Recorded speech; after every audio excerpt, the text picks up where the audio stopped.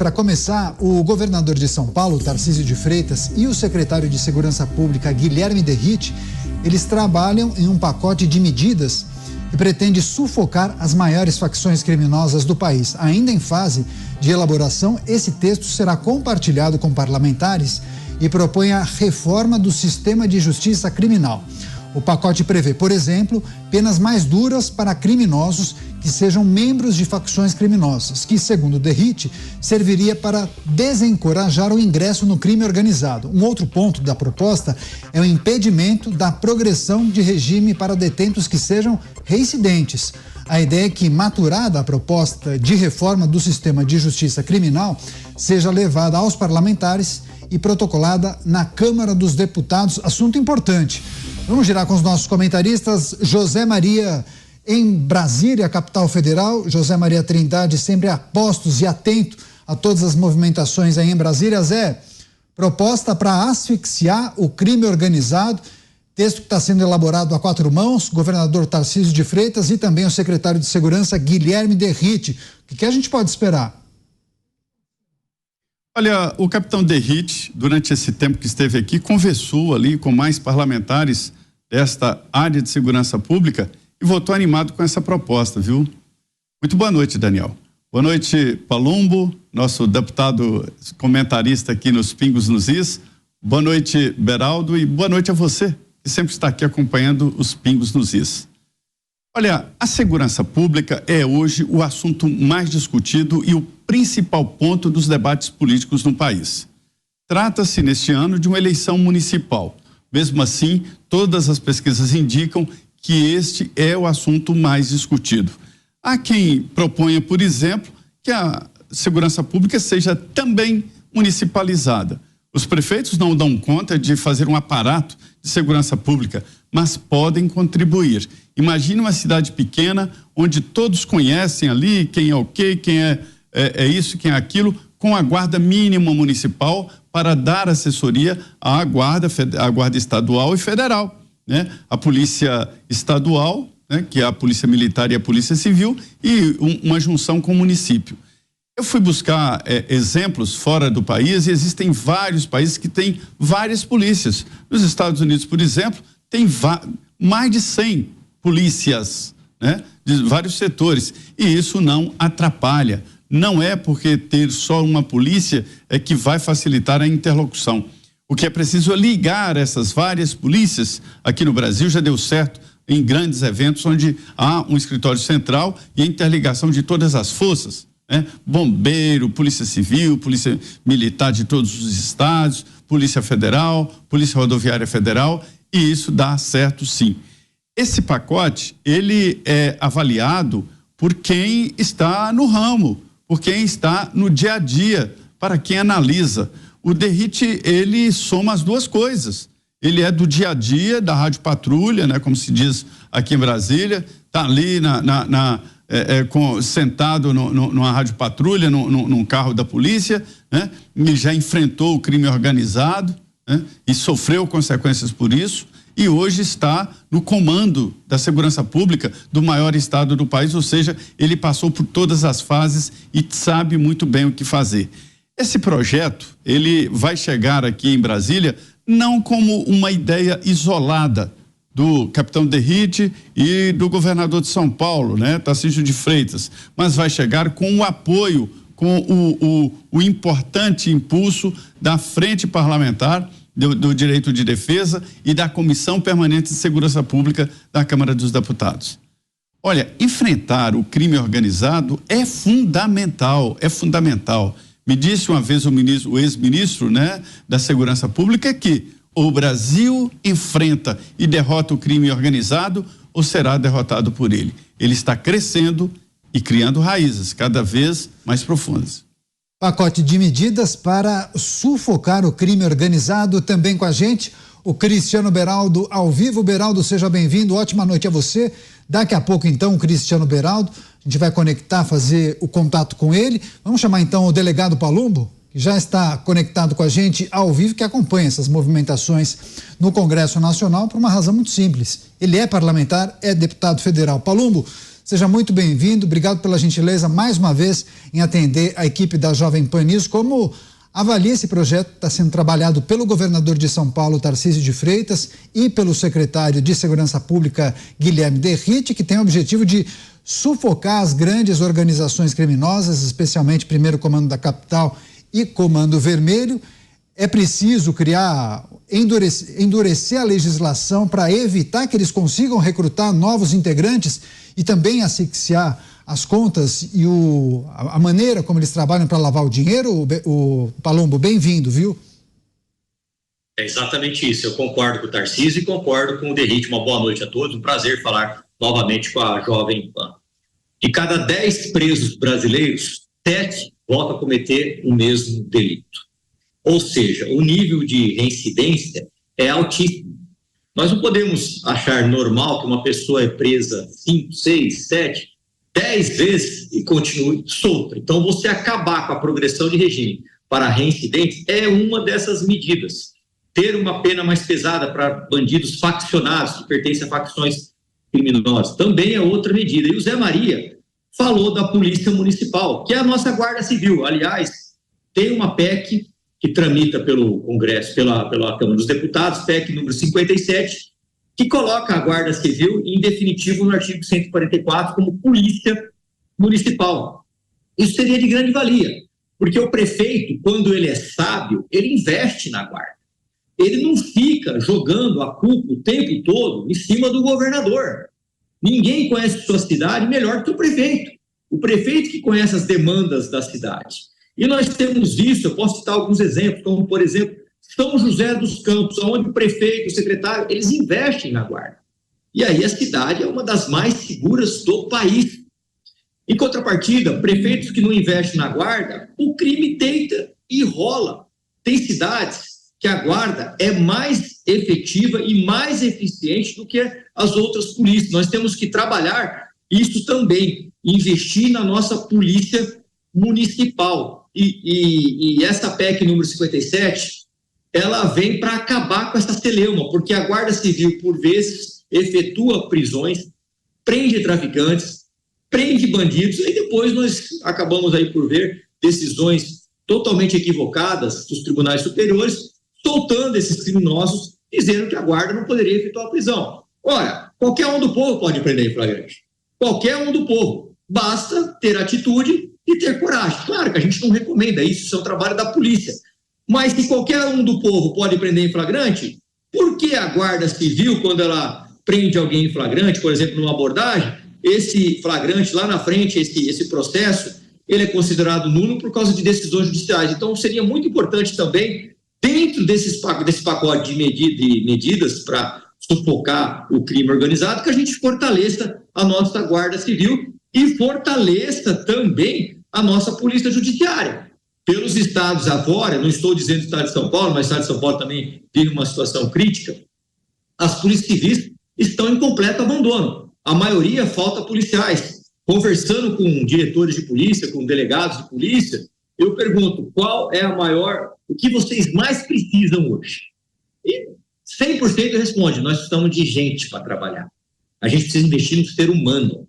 E agora, graças a Deus, aqui em São Paulo, vai ser chamado os remanescentes, que foram aprovados em concurso público, para suprir um déficit de mais de 15 mil policiais civis. Então, eu sou favorável a esse pacote para sufocar o PCC, organizações criminosas, como o Comando Vermelho, dentre outras. É isso, pacote que está sendo trabalhado e elaborado pelo governador de São Paulo, Tarcísio de Freitas, e o secretário Derrite, com o objetivo de sufocar as organizações criminosas, o crime organizado. Vamos chamar agora o Cristiano Beraldo com a gente, ao vivo. Beraldo, seja bem-vindo, ótima noite a você. Também quero pedir sua reflexão e análise sobre esse pacote de medidas que tem o objetivo de sufocar o crime organizado. Como avalia essa proposta que ainda está sendo trabalhada pelo governo de São Paulo, hein, Beraldo? Boa noite, Caniato, delegado Palumbo, boa noite, Zé Maria, nossa querida audiência que nos prestigia todas as noites aqui nos Pingos nos Is. A gente vê um esforço muito grande do governador de São Paulo, do secretário Derrite, para levar a sério o combate crime organizado, coisa que não acontece no Brasil há muito tempo. Mesmo São Paulo, berço da principal organização criminosa, talvez principal organização criminosa hoje em atuação no mundo, se expandiu imensamente, o PCC, tudo isso aconteceu no concomitante à desvalorização das policiais que foram tendo os seus salários cada vez mais apertados, menores, benefícios cortados, a falta de assistência do próprio Estado de suporte à atuação do policial. Só que a coisa chegou num ponto no Brasil em que segurança pública se tornou mais importante do que economia. A gente sempre ouviu que o que elegia, principalmente o presidente da República, era a economia. Isso hoje no Brasil mudou. A gente está vendo que ninguém aguenta mais esse problema da insegurança. A gente perdeu o direito básico de andar nas ruas das nossas cidades de forma tranquila, sem medo, não de ser assaltado, mas sem medo de perder a nossa vida, porque a gente sabe que hoje no Brasil, uma dessas 40 mil vítimas de assassinatos anualmente, podemos ser um de nós, por causa de um relógio, por causa de um cordão, de um anel, uma aliança. A gente sabe que hoje a vida no Brasil vale muito pouco e isso já chegou, já cruzou a fronteira do inaceitável, do insuportável.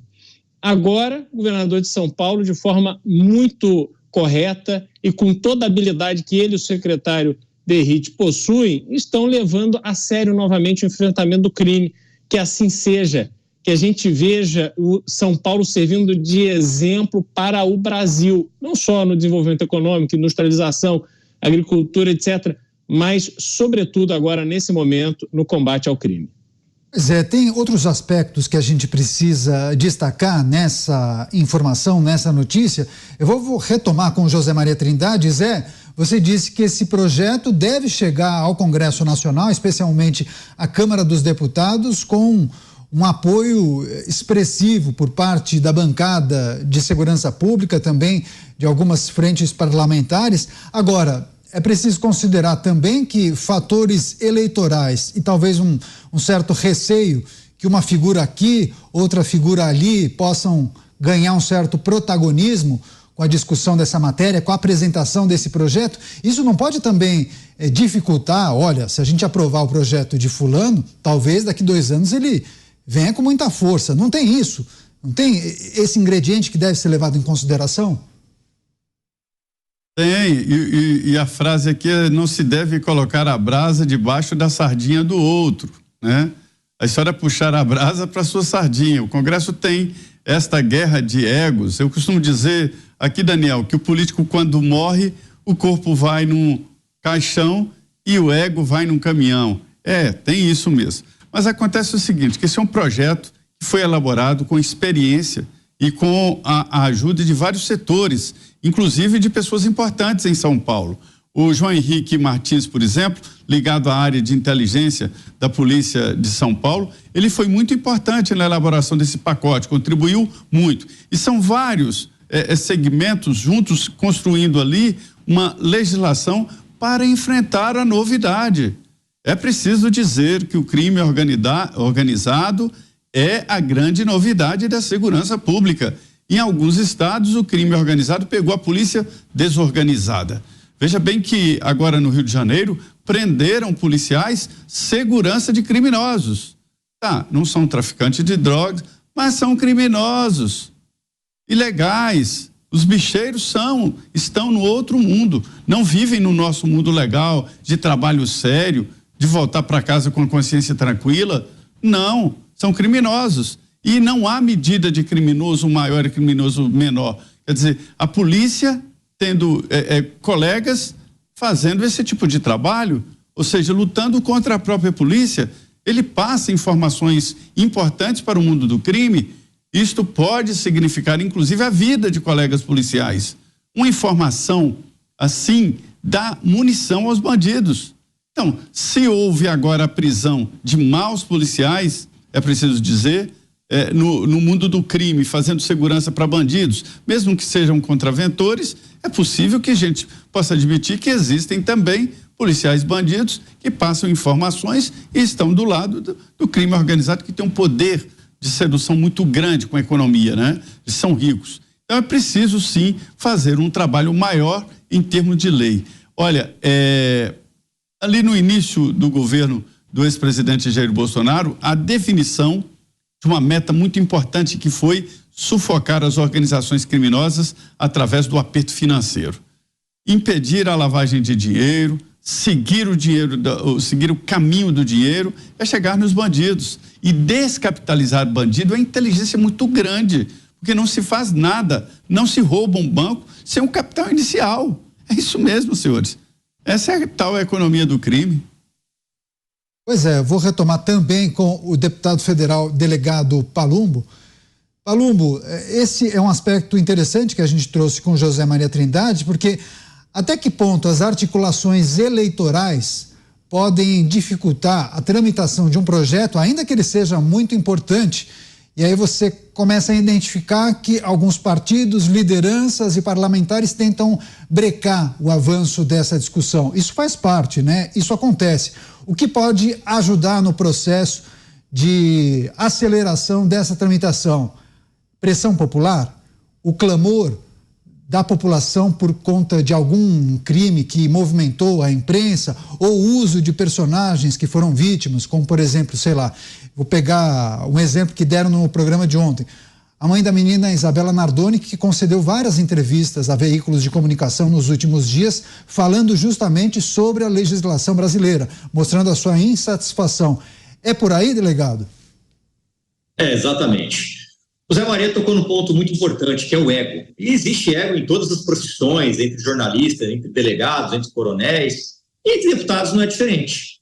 Só que o que os parlamentares têm que colocar na cabeça é que o destinatário final de uma lei não é o parlamentar, é a população, é o povo. Esse projeto da saidinha, por exemplo, ele está vagando aí na Câmara dos Deputados, Senado, desde 2010, 2011. Ele é de autoria de um deputado do Rio de Janeiro, Pedro Paulo, foi relatado pelo DERIT, foi aprovado no Senado com uma emenda, voltou para a Câmara e agora vai à sanção ou veto do presidente da República. Quem é o destinatário final dessa lei? A população. Nenhum deputado faz uma lei sozinho. As leis têm que passar pelas comissões temáticas, no caso dessa, especificamente da Comissão de Segurança e Combate ao Crime Organizado, e assim corre o trâmite. Os deputados têm que votar. Se não tiver uma maioria de votos, o projeto não é aprovado. Então, essa lei é uma lei feita pelos parlamentares, eleita pelo povo e dada para o povo, porque era um dos anseios da sociedade. O povo não aguenta mais. E uma coisa que eu tenho certeza que funciona muito é o clamor popular, é a pressão popular. Fiscalize o seu político, cobre o seu político, com educação, com respeito, sem xingar, mas isso é um direito. Você também falou da Ana Carolina Oliveira, que hoje se tornou uma amiga, uma grande amiga. Aliás, hoje acabei almoçando com a Ana Carolina Oliveira. Realmente, para ela, todas as vezes que eu converso com a Ana, ela sente aquela dor, ela chora, ela se emociona. E hoje, por muito pouco, eu acabei até não sendo estúpido com uma pessoa que me passou uma mensagem, porque ele estava reclamando que a Ana não está atendendo as ligações, que, olha, ela está recebendo uma quantidade gigantesca de ligações, de mensagens. E aí, eu volto para essa pessoa que está questionando porque ela não responde às perguntas. É muito pior para ela, que para visitar a filha ela tem que ir até o cemitério. Então, a gente tem que se colocar no lugar das pessoas. O exemplo da Ana Carolina Oliveira é o exemplo da vítima brasileira que não aguenta mais. O que essa menina, que hoje se tornou uma mulher, sofreu e ainda sofre, porque recentemente os assassinos, o Alexandre e a Ana Carolina Jatobá, foram padrinhos de casamento. Isso é um absurdo, isso é um tapa na cara da sociedade. A Carol também, a Ana Carolina Oliveira, que é a Carol Boa, também me noticiou que certa vez recebeu uma foto da Ana Carolina Jatobá transitando tranquilamente ali pelo shopping, um shopping aqui da Zona Norte, como se nada tivesse acontecendo.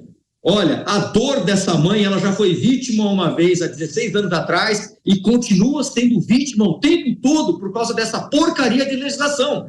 Quem joga uma criança pela janela, no caso o pai e a madrasta, defenestrou essa criança, tem que apodrecer na cadeia. É uma palavra dura? Mas tem que apodrecer na cadeia. Um assassino dessa periculosidade que mata a própria filha não pode estar solto depois de 16 anos. E é o pior, em abril parece que ele vai conseguir a liberdade dele, perto do aniversário da Ana Carolina Oliveira, que é a mãe da Isabela Nardoni. Olha, eu não sei como ela suporta tanta dor, tanta injustiça o tempo todo. E ontem, quando foi aprovado esse projeto, alguns deputados, que eu não vou falar aqui se de direita ou de esquerda, porque isso é uma pauta do povo, não importa se é de direita ou de esquerda, é uma pauta do povo. Falaram que acabar com a saidinha é um erro, é um absurdo, é um discurso de ódio. Não é um discurso de ódio, é um discurso de justiça. Semana retrasada, uma mulher foi estuprada por causa de um criminoso que saiu numa dessas saidinhas. Até quando as pessoas vão perder a vida para a gente ficar passando pano literalmente para criminoso? Vamos voltar com o Cristiano Beraldo. Beraldo, essa é uma informação que a gente precisa também debater e trazer para análise e a reflexão para as pessoas que nos acompanham.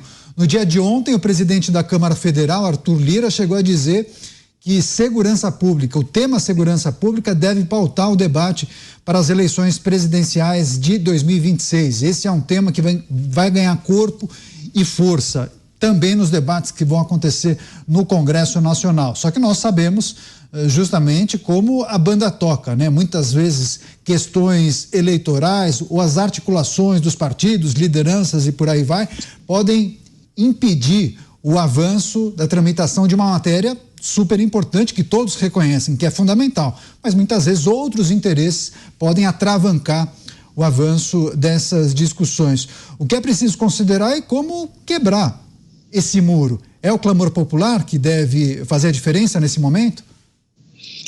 Olha, sem dúvida nenhuma, o clamor popular já está se fazendo sentir nesse ambiente político.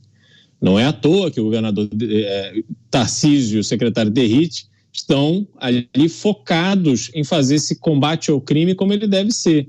Só que isso não é uma matéria simples, porque cada um tem o seu pedaço de responsabilidade. Enquanto o prefeito é responsável por manter as ruas limpas, bem iluminadas, ter uma política de conduzir ou de administrar a sua população de rua para que se entenda ali o que efetivamente são pessoas numa situação de necessidade e quais são aquelas que estão ali se aproveitando daquele ambiente das ruas para poder cometer crimes e faturar. A gente tem um papel fundamental dos governadores e não é simples, porque você precisa valorizar o policial. O que é valorizar o policial? Pagar um salário compatível com o trabalho que ele desempenha.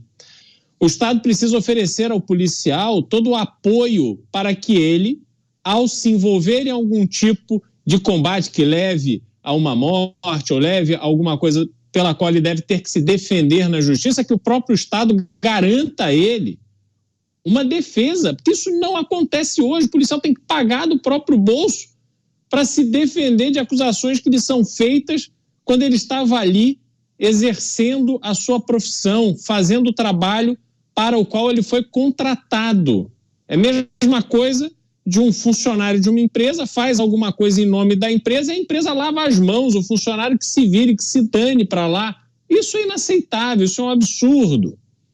E aí a gente precisa ter a participação da justiça, porque não adianta o governador fazer o trabalho junto com a polícia para que a polícia consiga combater de frente o crime organizado, não adianta o governador construir presídios, não adianta o governador melhorar toda a estrutura de segurança se o judiciário também não fizer o seu papel, se o Ministério Público também não fizer o seu papel. E digo mais, a imprensa também tem que parar de romantizar, parte da imprensa naturalmente, não é o nosso caso aqui, que a gente faz o contraponto, mas tem parte da imprensa que quer romantizar o bandido. Isto é inaceitável.